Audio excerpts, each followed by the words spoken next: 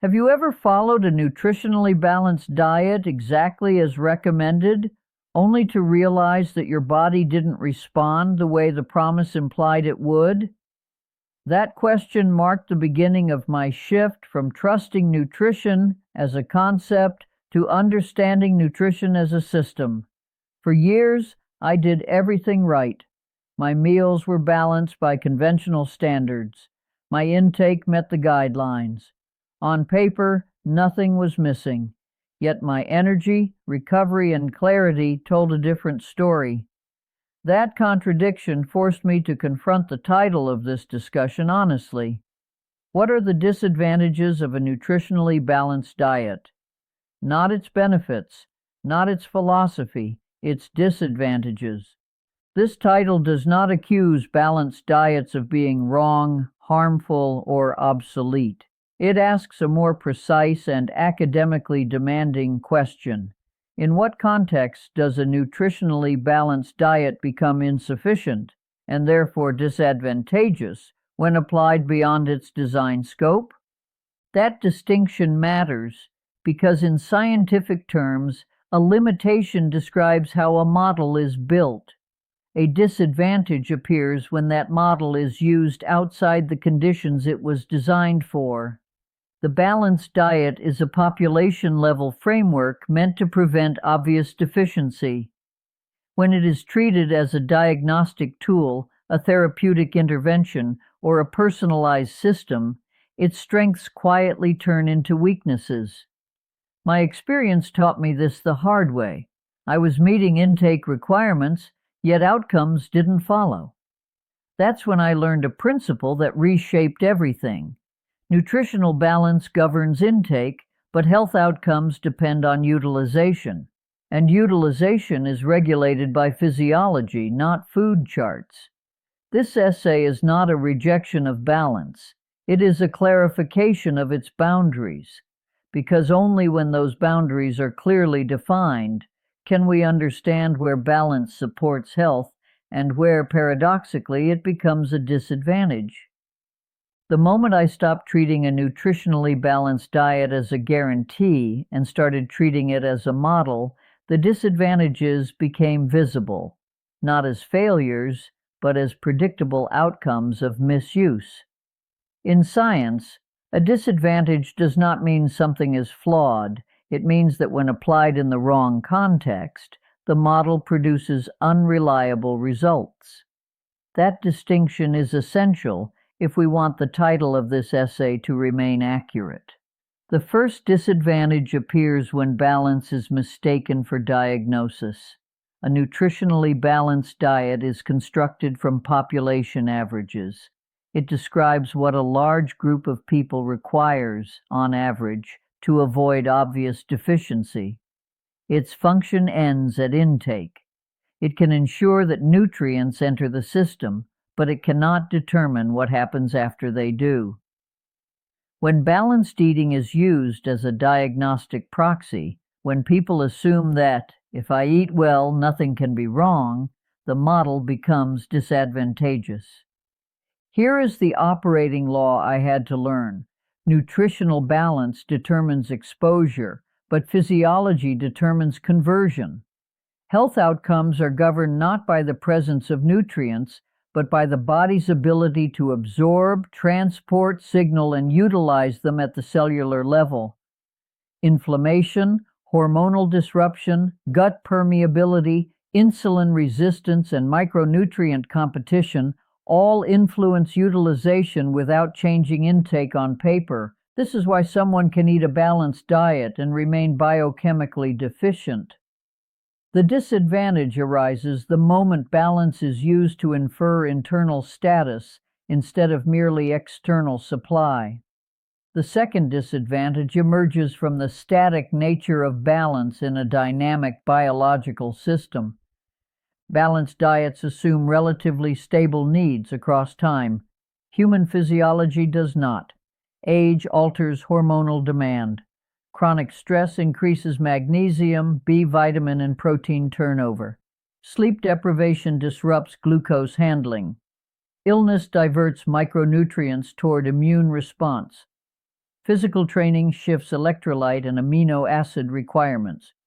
A fixed dietary balance cannot adjust in real time to these changes. When people maintain the same balanced pattern despite shifting physiological conditions, balance becomes misaligned with reality.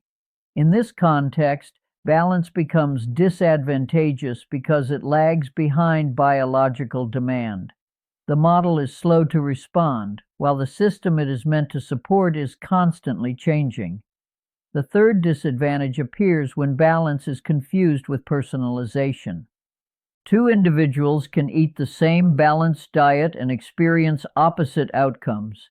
This is not anecdotal, it is predictable. Genetic polymorphisms alter enzyme activity. Gut microbiome composition changes how fiber, fats, and polyphenols are metabolized. Mild food sensitivities can generate low-grade inflammation without obvious symptoms. Cultural dietary exposure shapes digestive enzyme expression across generations. Balanced diets do not account for any of this. When balance is treated as personalized guidance rather than generalized structure, it becomes disadvantageous by masking individual variability. Balance does not mean optimal. Balanced means adequate for most, insufficient for some, and excessive for others, depending on context. The fourth disadvantage is psychological but no less significant. Balance can create a false sense of completion. When people believe they are eating correctly, they often stop monitoring feedback. Symptoms are rationalized, signals are ignored, curiosity is replaced by compliance. In this way, balance becomes disadvantageous by discouraging investigation. The model was never meant to replace observation, yet it often does. This is not a nutritional flaw. It is a cognitive one, but its consequences are physiological. The fifth disadvantage lies in response speed. Balanced diets are preventive frameworks. They maintain stability over time. They are not designed for rapid correction of deficiency, acute metabolic disruption, or disease-specific nutritional needs. When used as an intervention strategy, balance acts too slowly. In urgent contexts, this delay becomes a disadvantage, not because balance is wrong, but because timing matters. These disadvantages do not contradict nutritional science. They emerge when balance is asked to do what it cannot do. Once those contexts are named clearly, the model becomes reliable again, precisely because its boundaries are respected. The reason I insist on defining boundaries so precisely is simple. A disadvantage only becomes visible when a model is used outside its functional domain. Until that point, what we call a disadvantage can be dismissed as mere clarification. I made that mistake myself. I spoke about limitations without anchoring them to consequences. Once I corrected that, the disadvantages became unavoidable. The most important clarification I had to make was between intake and utilization, not as a description, but as an operating law. Here is the principle as I now understand it. Nutritional balance governs what enters the system. Physiology governs what the system can convert. Health outcomes depend on conversion, not exposure. This relationship is irreversible. You can increase intake without improving utilization, but you cannot improve utilization by intake alone when the physiological conditions are unfavorable. Inflammation can block absorption. Hormonal dysregulation can redirect nutrients away from repair. Insulin resistance can prevent glucose from entering cells even when intake is controlled. Mitochondrial inefficiency can limit energy production regardless of macronutrient balance. Once I understood this, I could finally name the disadvantage correctly. A balanced diet becomes misleading when it is used to predict outcomes that depend on utilization rather than intake. That is not semantics. That is systems logic. This is why two people can follow the same balanced diet and diverge in health trajectories. The diet does its job. It supplies. The body determines the result. At this point, I realized something else was missing from my understanding. A single, explicit statement of what a nutritionally balanced diet is not. Until those boundaries are stated clearly, balance keeps absorbing responsibilities it was never designed to carry. So let me state them directly, without interpretation. A nutritionally balanced diet is not a diagnostic tool, is not a therapeutic intervention, does not adjust in real time to physiological changes, does not account for absorption, efficiency, or signaling pathways, does not evaluate cellular demand or metabolic bottlenecks, does not personalize intake based on genetics, microbiome, or disease state. This paragraph matters because without it, the disadvantages remain abstract. With it, the logic becomes precise. When a balanced diet is used as if it can diagnose, treat, adapt, or personalize, it becomes disadvantageous, not because it fails, but because it is misapplied. This is where the language must be exact. These disadvantages are not flaws in the model. They are contextual inconsistencies between what the model does and what it is asked to do. In academic terms, the error is not nutritional, it is categorical. I saw this clearly when I look back at my own assumptions. I was using balance as proof that nothing deeper was wrong. I was using adequacy as evidence of optimization. I was using prevention as intervention. Every one of those moves placed the diet outside its functional boundary. The disadvantage emerged the moment I crossed that line.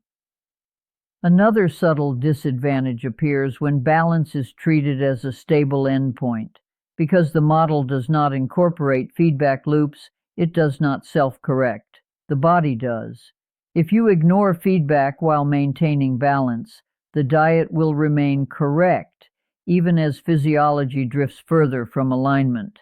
That delay is not neutral. Over time, it compounds. This is why balanced diets are excellent for maintenance, but weak for transition states, periods of illness, aging, hormonal shifts, recovery, or high stress. During those phases, biological demand changes faster than dietary balance can respond. When balance is held rigidly during dynamic change, it becomes a disadvantage by slowing adaptation. What finally resolved the confusion for me was reframing balance as a baseline, not a solution. Once I did that, the disadvantages stopped feeling like criticisms and started functioning like safeguards. They told me when to stop relying on the model and start listening to the system. That is the highest level of accuracy the title demands. Not to argue against balance, but to define the precise conditions under which balance ceases to be sufficient and therefore becomes disadvantageous. When those conditions are named, the concept becomes intellectually secure. There is nothing left to attack because nothing is overstated. In the final part, I will bring this framework together and show how balance regains its power, not by being defended, but by being placed exactly where it belongs. When I look back at my earlier assumptions, I realize that the problem was never the nutritionally balanced diet itself. The problem was precision. I was using a model designed for adequacy as if it were designed for optimization, diagnosis, and adaptation. The disadvantages emerged not because balance failed, but because I asked it to operate outside its scientific boundaries. The title of this essay demands that honesty. What are the disadvantages of a nutritionally balanced diet is not a provocation. It is a systems question.